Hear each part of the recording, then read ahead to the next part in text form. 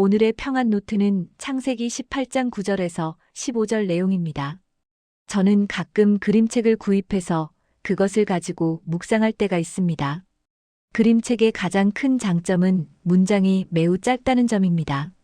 한 페이지에 몇 글자 되지 않는 문장으로도 인생의 핵심을 정확하게 짚어내기 때문에 묵상할 때 오히려 긴 글보다 더 깊이 마음에 들어올 때가 있습니다. 최근에도 나는 기다립니다라는 제목의 그림책을 가지고 다니며 가방에 넣어두고 여러 번 읽고 묵상했습니다. 이 책은 기다림이라는 하나의 단어를 매개로 하여 한 사람의 일생을 차분히 따라가며 보여줍니다. 책의 첫 장을 열면 갓난아기의 기다림이 나옵니다. 문장은 이렇게 시작됩니다. 나는 기다립니다. 어서 키가 크기를. 한 장 전체가 그림으로 채워져 있고 문장은 단 한 줄뿐입니다. 다음 페이지를 넘기면 이런 문장이 나옵니다. 나는 기다립니다. 잠들기 전 나에게 와서 뽀뽀해 주기를. 어린 아기의 마음을 이토록 짧은 문장으로 정확히 표현해낼 수 있다는 것이 참 놀랍게 느껴졌습니다. 이런 방식으로 책은 계속 이어집니다. 시간이 흐르고 사춘기를 지나며 이런 문장이 등장합니다. 나는 기다립니다. 사랑을. 나는 기다립니다. 영화가 시작되기를. 나는 기다립니다. 한 통의 편지를. 나는 기다립니다. 좋아요라는 그 사람의 대답을. 청혼과 데이트, 설렘과 긴장을 기다리는 인생의 장면들이 모두 기다림이라는 단어 하나로 묶여 있습니다. 이제 결혼을 하고 나면 이런 문장이 나옵니다. 나는 기다립니다. 우리 아기를. 또 시간이 흘러 이번에는 아내가 아픈 장면이 등장합니다. 나는 기다립니다. 괜찮습니다라는 의사의 말을. 이 사람이 더 이상 아프지 않기를 바라는 간절한 기다림이 짧은 문장 안에 담겨 있습니다. 그리고 책의 마지막은 이렇게 끝납니다. 나는 기다립니다. 다시 봄이 오기를. 연세가 드신 어른들의 소망과 기다림을 이보다 더 함축적으로 표현할 수 있을까 싶은 문장이었습니다. 이 그림책을 여러 번 들여다보며 이런 생각이 들었습니다. 인생을 다른 말로 요약하라면 기다림의 연속이라고 말해도 과언이 아닐 것입니다. 식당에서 음식을 주문해 놓고 기다리는 아주 사소한 일부터 인생의 중요한 순간들을 앞두고 기다리는 긴 시간까지 우리는 늘 기다림 속에 살아갑니다. 제가 최근 이 그림책을 가지고 묵상하게 된 이유는 오늘부터 다시 아브라함을 살펴보며 그 가운데 아브라함의 아내 사라의 이야기를 묵상하기 때문입니다. 사라는 기다림과 관련해 매우 깊은 어려움을 겪은 인물입니다. 창세기 12장에서 하나님께서 아브라함을 부르실 때 아들을 주시겠다는 약속을 하셨습니다. 그 약속을 받을 당시 아브라함의 나이는 75세였습니다. 그리고 그 약속이 실제로 이루어진 때는 아브라함이 100세가 되었을 때였습니다. 무려 25년이라는 시간이 흘렀습니다. 이 긴 시간 동안 아브라함과 사라의 인생은 말 그대로 기다림의 연속이었습니다. 기대와 설렘이 있었을 것이고 동시에 지침과 좌절도 있었을 것입니다.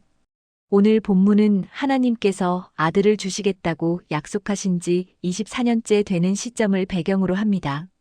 지칠 만한 시간입니다. 동이 트기 직전 새벽이 가장 어둡다는 말처럼 하나님의 계획으로는 이제 1년 뒤에 응답이 이루어질 것을 아시지만 당사자의 입장에서는 그 끝이 보이지 않는 시간입니다. 이 본문을 묵상하며 저는 기다림이 길어질 때 찾아오는 몇 가지 아픈 증상들을 발견하게 되었습니다. 사라는 하나님의 약속을 온전히 신뢰하지 못하게 되었고 그 결과 자존감이 크게 낮아졌습니다. 창세기 18장 10절에서 하나님은 사라를 찾아오셔서 다시 한번 약속하십니다. 내년 이맘때 내가 반드시 너희에게로 돌아오리니 사라에게 아들이 있으리라.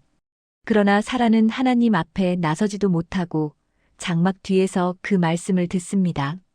12절을 보면 사라는 속으로 웃습니다.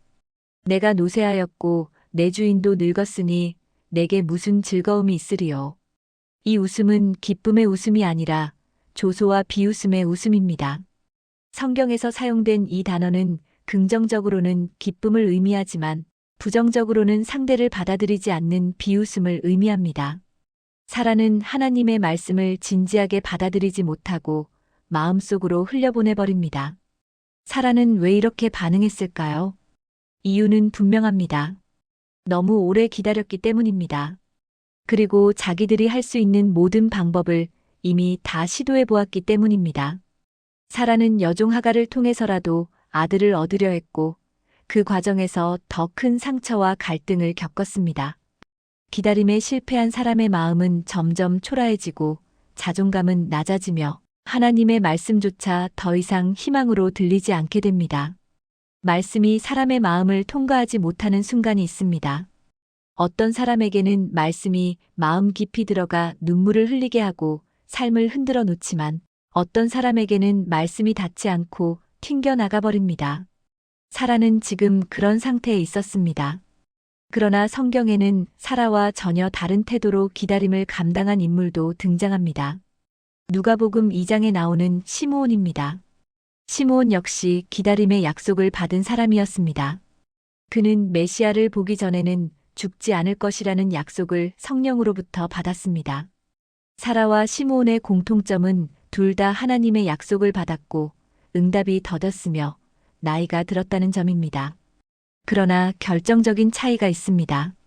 시므온은 기다림 때문에 자신을 초라하게 여기지 않았습니다. 그는 아직 오지 않은 약속을 오히려 자신의 소망으로 붙들었습니다. 그의 인생에서 가장 좋은 순간은 아직 오지 않았다고 믿었습니다. 같은 약속을 기다리지만 사라는 우울과 낙심의 길로 갔고 시므온은 희망의 길로 갔습니다. 우리는 모두 하나님의 약속을 기다리는 사람들입니다. 그리고 우리 앞에는 늘 두 갈래 길이 놓여 있습니다. 사라의 길과 시므온의 길입니다.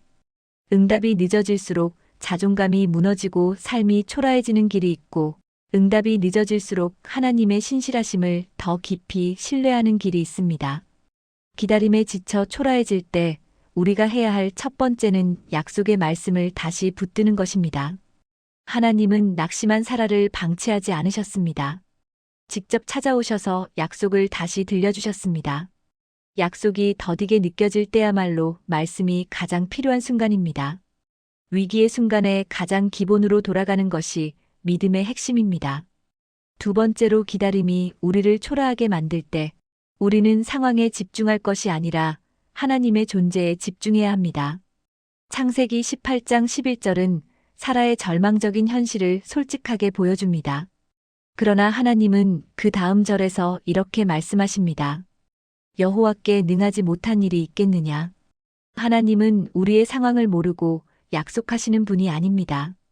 모든 한계를 아시면서도 그 위에서 일하시는 분이십니다. 사라는 11절의 현실에 갇혀 있었지만 하나님은 14절로 사라를 이끄십니다. 현실보다 크신 하나님을 보라는 초대입니다. 결국 창세기 21장에서 사라는 아들을 낳고 그 이름을 이삭이라 부릅니다. 그리고 이렇게 고백합니다. 하나님이 나를 웃게 하시니 듣는 자가 다 나와 함께 웃으리로다. 비웃음의 웃음은 기쁨의 웃음으로 바뀌었습니다. 하나님은 기어이 비웃던 사라를 웃게 만드시는 분이십니다. 오늘도 기다림에 지쳐 초라해진 마음으로 서 있는 사람이 있다면 하나님은 그 사람을 외면하지 않으십니다. 약속을 다시 들려주시고 시선을 현실에서 하나님의 능력으로 옮기게 하십니다. 기다림의 끝에서 하나님은 여전히 우리를 웃게 하시는 분이십니다. 오늘도 각자의 자리에서 기다림을 견디고 계신 여러분, 아직 오지 않은 가장 좋은 순간을 소망하며 말씀 안에서 다시 힘을 얻는 하루 되시길 바랍니다.